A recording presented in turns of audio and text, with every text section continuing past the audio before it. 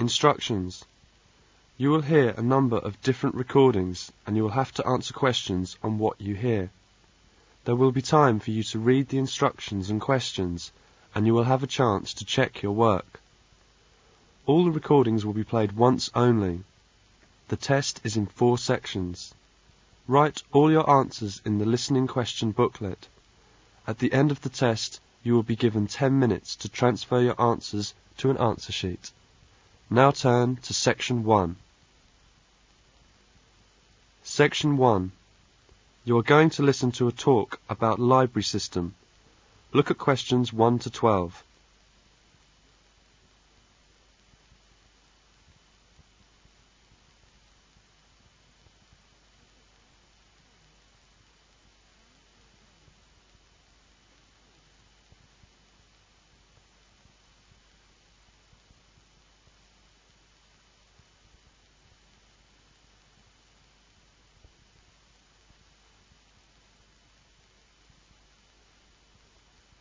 Now, listen to the talk and answer questions 1 to 12. Right, everyone, my name is Kathy Smith. I'd like to give you a brief introduction about the library system. Every good student should learn how to use the library. If you have to do a research project, the library is the place to go to for information. Libraries contain books and periodicals, magazines and newspapers on many different subjects. To find the information you need, you must know how to use the library. All libraries are organized in much the same way. Every library houses a collection of books. Many libraries also have periodicals, films, and records. All the books in a library can be classified under 2 main categories, fiction and non-fiction. Books of fiction contain stories that were made up by the author. Books of non-fiction contain factual material. When doing research, you use non-fiction books because you are looking for factual information. All the fictional books in a library are grouped in one section. They are arranged alphabetically by the last name of the author.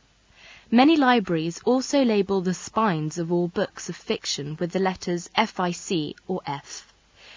All libraries have a system for organizing and classifying non-fiction books. The most widely used system is the Dewey Decimal System. It was designed by an American librarian named Melvin Dewey. It is called a decimal system because it divides all non-fiction books into 10 major categories. These are further divided into subdivisions. For example, all science books are numbered from 500 through 599. Each different field of science has a number within the 500 category. For example, astronomy is 520 and chemistry is 540. The Dewey Decimal System provides a category for every type of non-fiction book. The best way to locate a book in the library is to use the card catalogue. The card catalogue is an index of all the books in the library. Information about a book is listed on cards. All the cards are filed alphabetically and stored in drawers in large cabinets. The card catalogue can help you locate a particular book, a book on a certain subject, or a book by a particular author. In the card catalogue, each book has 3 cards, an author card, a title card, and a subject card. The author card is alphabetized under the author's name. The title card is filed alphabetically according to the title of the book. The subject card is filed alphabetically under the name of the subject of the book. In many university libraries, they use their own Biblitus cataloguing system or the microfiche system. Both of them list publications under author and title, and both are very easy to use. Now let us see the reference books. We all know that reference books make up an important part of a library's non-fiction books collection. They contain facts and information about any subject you can think of. Reference books are not meant to be read from cover to cover. You should use them when you want important facts and information about a particular subject. Let's see some major types of reference books. First, dictionaries. Dictionaries are books that list and give the meanings of the words in a language. They also give the pronunciation of words in a dictionary which are listed alphabetically. Second is encyclopedias. Encyclopedias are reference books that provide factual information about people, events, places, and subjects of lasting interest. Each article is written by a specialist on the topic being discussed. An encyclopedia usually consists of a number of books arranged in a set. The volumes are arranged in alphabetical order according to the topic of each article. Letters are stamped on the spine of each volume to indicate the alphabetical rang of the topics in each volume. For instance, if you wanted to find information about the moon, you would look in volume 8 of the encyclopedia pictured here. Next is atlases. An atlas is a book of maps. It may contain many different kinds of maps. The maps in an atlas are often arranged alphabetically by country or continent. Almanacs are also a type of reference books. An almanac is a book that contains recent statistics and summaries of information on a wide variety of topics. It is published annually. Information is listed alphabetically by subject. Indexes are alphabetical lists of names, titles and subjects that tell where information about each can be found in other publications. For example, the Reader's Guide to Periodical Literature can help you find magazine articles that have been published about a particular subject. It will give you the names of publications that have carried articles about the subject, the dates and volume numbers of the particular issue in which the articles appeared. You should be aware that reference books may not be taken out of the library under any circumstances. They are used only in the library. That is the end of section 1. You will have half a minute to check your answers.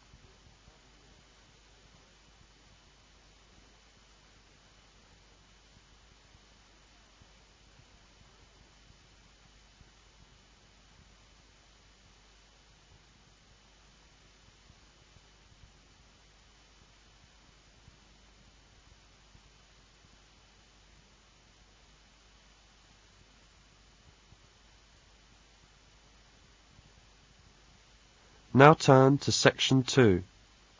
Section 2. Margaret goes to talk to her personal tutor. They talk about memory and how it works. You will hear an extract from their discussion.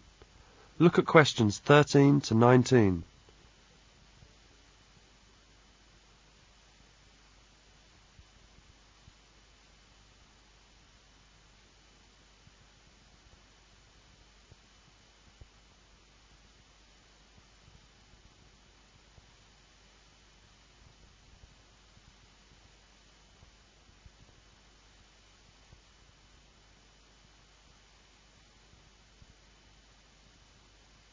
Now listen to the discussion and answer questions 13 to 19. Good morning, Mr. White. Good morning, Margaret. Take a seat. How are your studies? Okay, but I find I have a lot of things to learn by heart. Yes, English is not easy to learn. Well, do you have a good memory? Yes, I think I do. Most people do have a good memory, but many of them do not really know how to use their memories to remember the things they want to. That's interesting. Yes, that may seem funny, but it's true. With a better understanding of how to use your memory, you will be able to remember more things and retain them for a longer time. There are 3 things to do to prepare your memory. What 3 things? First is understanding. Before you can remember something, you must have a good understanding of it. It is very difficult to remember something you do not understand completely. Yes, I agree with this. And the next is to associate. What does associate mean? To associate means to go together. When you associate, you think of some way in which the things you want to remember go together. It is easy to remember a set of facts if you can associate them in some way. It is very helpful to learn this way. The last thing is to visualize. Visualizing is seeing something in your mind. I see. To visualize means to close our eyes and try to picture the things we want to remember. Yes, try to picture how they go together. When you visualize the facts, it will help you remember them. That's very interesting. I haven't done this before. I'll try it next time and see how it goes. Now we have gone through the 3 steps to prepare your memory. There are the 3 steps you should follow to memorize any set of facts. Tell me more about these steps. You know that to memorize means to fix something firmly in your memory. One way is to recite the facts over and over again, until you can recall them all easily. Do you recite the things you want to memorize? Yes, I often read the new vocabularies out loud and try to memorize them. That's a good way to remember things. Tell me, how do you recite things?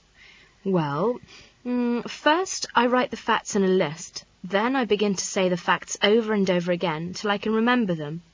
The one thing I find most difficult for me is to remember either the beginning or the end of the list. So how do you solve this problem? I place the easier facts to remember near the middle of my list, then recite the facts. I've found that when I do this, it's much easier to memorize the complete list without forgetting a single fact. Oh, that's good. The second step is to overlearn. What does overlearn mean? To overlearn something is to learn it so thoroughly that you can recall it as quickly as you can recall your own name. If you cannot recall the facts that quickly and easily, you have not reached the overlearning stage. I see. To overlearn is to learn something so well that you can recall it very easily whenever you want to. Yes, to overlearn something, you must recite it many times. Even after you think you know it very well, the last step is to review. I often review my lessons. That's good. You know, if you want to keep something in your memory for a long time, you must review it. To review is to go back over things you have learned. At first, you may want to review every day. In short time, every second or third day should be enough. If you can still recall the information easily, you can cut your review time to only once a week. As long as you can still recall the facts, you can make the time between reviews longer and longer. These 3 steps are very helpful ways to remember things. Thank you very much, Mr. White. I have learnt a lot from today's talk. That is the end of section 2. You will now have half a minute to check your answers.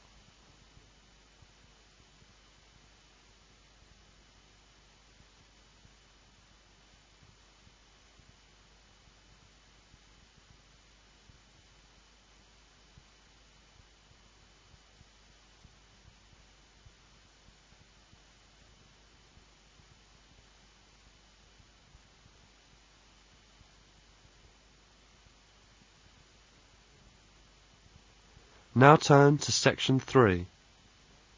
Section 3. You are going to hear a lecture about writing skills. How to help you to write better. Look at questions 20 to 32.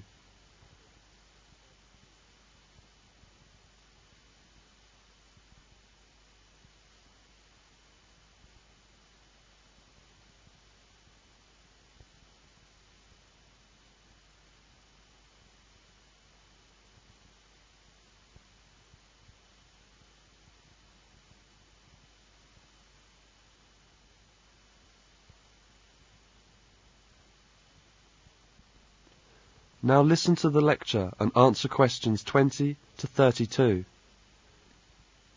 Good morning and welcome to this writing course. My name is Kevin Mayhew. This morning I'd like to talk about the skills of essay writing. As a student, you may often use writing as a way of expressing your thoughts and feelings. Our writing reflects our thinking. If you are having trouble writing, it may be that you haven't got your thoughts together. So if you want to write clearly, your thinking must be clear. Again, your purposes for writing are important. You can use writing as a way of getting your thoughts clearer. That's fine and can be very productive. But if you are using writing to tell someone something, for example in an essay or examination answer, then you will probably need to have many of your thoughts clear before you write the actual answer. Writing can help you to get your thoughts clear, to explore some of your ideas and remind yourself of important points. When you are writing an essay, a project or an exam answer, you are usually expected to write in a certain way. It helps to learn as much as you can about what is expected. You have to learn, for example, what the person who marks or assesses your work wants. What does he or she give marks for? How long should your work be? Can you find any examples of what the work should look like? Should there be any comments like, "I think," in what you produce? Are notes acceptable at times? Do you need to show you have researched other things? You can find the answer to such questions by asking and by looking at clues available in your work you have already finished and have marked. If you can, ask whoever assesses or marks your work. They may not be able to give you a simple answer, and they may say it has a lot to do with the way you arrange what you have to say. This brings us to a second point about writing. One of the more difficult things to do when you are writing as part of your studying is to make your work hang together. You should choose an order for your ideas when you write. There usually has to be some order in the way you put your thoughts together when you write as a student. Your writing should usually follow some pattern, although you can vary that pattern quite a lot. When writing essays, you should have a selection of information and the subject or topic that holds the information together. You should have ways of making statements or creating an impression by changing slightly the words you use and the way you use them. Keep one eye on the order you have chosen and the other on how you fasten things together. There are always different ways in which your ideas can be arranged, but once you have chosen an order, keep to it. Choose the order according to your purpose and your knowledge of what your reader expects. Make sure your order 1. Fits in with your purpose so that you are fairly clear what you want to do. 2. Fits in with what you have been asked to do. 3. Makes sense to your reader. 4. Fits around all of what you want to include. Essay writing is central to success in your studies. The essay should demonstrate not simply knowledge about a particular issue, but a capacity to think critically, to argue in an objective, rational and informed way. To write a good essay, it is first necessary to choose with great care the question. Be sure that you are sufficiently informed on the topic you select, and then you should read the questions carefully. Many mistakes are made at this stage. You will be marked according to how well you address the issues raised in the question. Read and reread the question and be absolutely sure of what it is dealing with. Do not assume anything. Underline the main words and phrases in the question to ensure that your answer will be relevant to what is asked. Then plan your answer. Many students launch themselves into essays without planning. This usually results in generalized nonsense. You should list all the points you feel are related to the answer you wish to give. Go through this list and pick 3 or 4 points you think are important to your position and about which you can write in an informed way. That's the end of section 3. You now have half a minute to check your answers.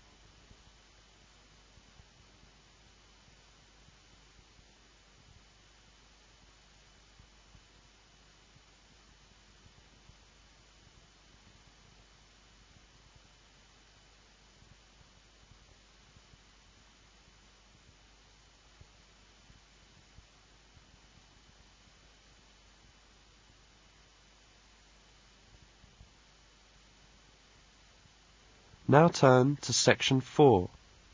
Section 4.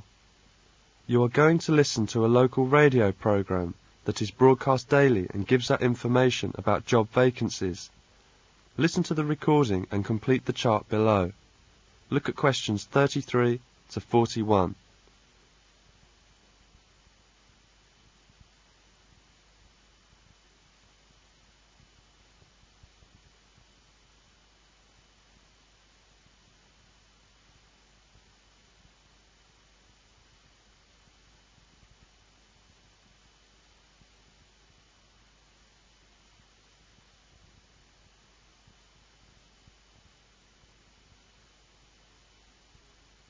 Now listen to the recording and complete the chart below.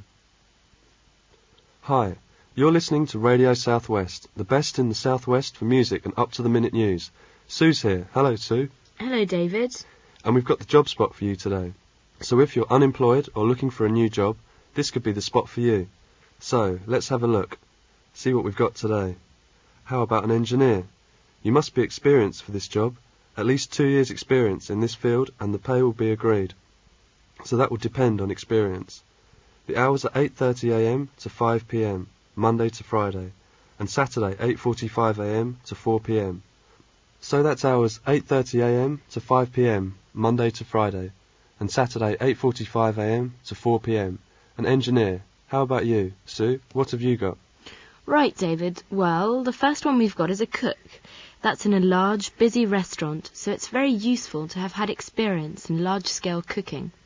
The age is around 25 or so, and the pay is £5 an hour, so that's not bad, is it? The hours are good too. That's Monday to Friday, 3 till 6:30. Great. Thanks, Sue. So that's an air stewardess.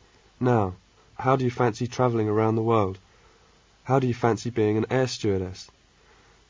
There are age restrictions on this job. You should be between 18 to 25, and you need to speak 2 foreign languages for this job. And if you're keen on travelling, this could be a great job. The pay is reasonable. You may have 2 months' holiday a year. Sue, what else have you got? Right, Dave, we've got a telephone operator here that's in an office. And this job might suit a girl who is a school leaver. It requires no experience at all, but training will be given on the job.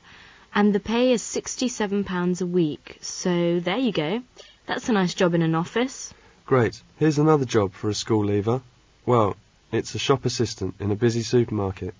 It's a full-time job, but the big thing is you don't need any experience. So if you're just leaving school and fancy working in the supermarket, try that. You get 1 day off during the week, and you must work 1 late evening till 10:30 p.m. And the pay is £76 a week. Okay? So that's a shop assistant. Well, if you fancy any of those jobs, give us a ring here on JobSpot at Radio Southwest. And now, back to the music. That is the end of section 4. Now you have half a minute to check your answers.